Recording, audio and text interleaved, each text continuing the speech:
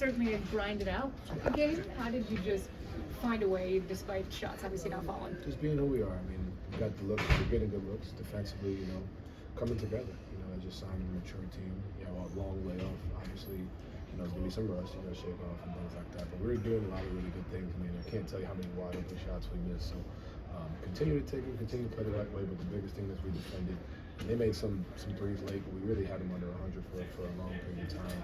We got one bad stretch in the fourth, but for us, it's just continue to be the defensive team we want to be and continue to just do what we do on offense and shots are falling. You mentioned wide open shots you missed, right? Like, how does frustration play into it, and then also patience on that side too? I think, obviously everybody's frustrated individually about missing shots. You want to make all the shots you can take, but I think the biggest thing, there wasn't much frustration as a group because we were getting great looks.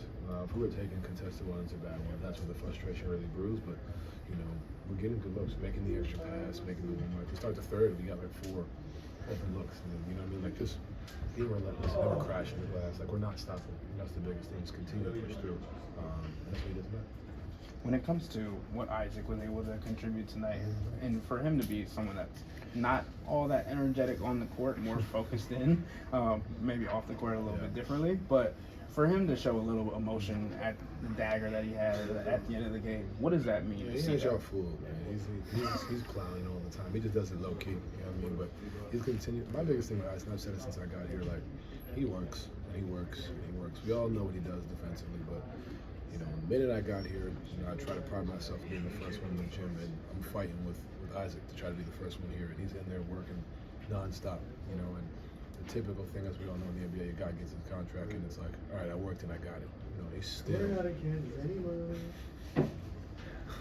He's still in the first one in the gym, still trying to work on his game, continue to work on his three, and continue working the half roll, like doing different things. I don't really speak much about him all defensively because we know, but offensively, that's where I'm really impressed with him, and it's just continuous.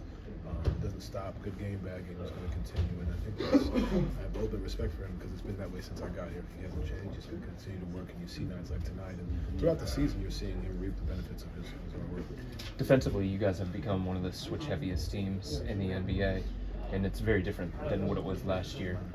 In what way do you feel like that benefits this group of personnel, both in the short term and long term? I think it gives you a different look. We know what we can be when we play our coverage defense. We know what that is. I think we know that the back of our hand. I think now it's, can we be versatile? Can we, Wow. Don't do that. I gave you a nice 3-minute compliment. Don't screw it up. And I gave you 3 minutes of nice talk. I really applauded your hard work. I could go the other way and just be like, you know what I'm saying? I should, right? I should speak my truth. I should speak my truth. You're right. I should speak my truth. I was being nice, but you know what? Speak the truth. No, it's all right. I let it go. I was nice for 3.5 minutes or so. You know what I'm saying? I'll wait for you. I'll patiently cut and slide. He'd be cutting. He'd be half rolling. You know what I'm saying? Got to the Take your time. Oh, thanks, bro. I appreciate it, man. Appreciate it. What on earth is the question? Defense. Oh, yes, thank you. Yes.